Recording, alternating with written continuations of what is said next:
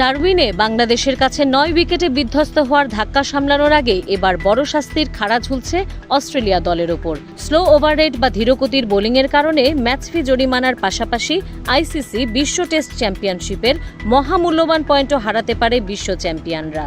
মারারা টেস্টের দ্বিতীয় দিনে নির্ধারিত 90 ওভারের চেয়ে 4 ওভার কম বোলিং করায় এখন কাঠগড়ায় প্যাট কামিন্সের দল। আইসিসির নিয়ম অনুযায়ী প্রতি ওভার কম করার জন্য খেলোয়াড়দের ম্যাচ ফির 5% হারে জরিমানা হয়।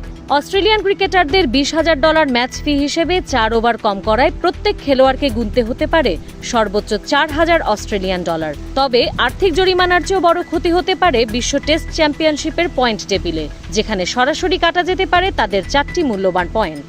বাংলাদেশও অস্ট্রেলিয়ার প্রথম ইনিংসে নির্ধারিত ওভার রেটের চেয়ে পিছিয়ে ছিল, তবে অস্ট্রেলিয়াকে মাত্র 53 ওভারে অল আউট করায় শাস্তির হাত থেকে বেঁচে যাচ্ছে তারা।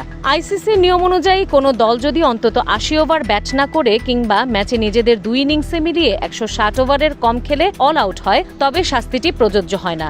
গত গ্রীষ্মে অ্যাশেজ সিরিজে এই নিয়মের কারণে একাধিকবার বেঁচে গিয়েছিল অস্ট্রেলিয়া, তবে এইবার আর তা হচ্ছে না। বাংলাদেশ দল প্রথম ইনিংসে 138 ওভার ব্যাট করায় অস্ট্রেলিয়া দল এখন শাস্তি পাওয়ার ঝুঁকিতে রয়েছে।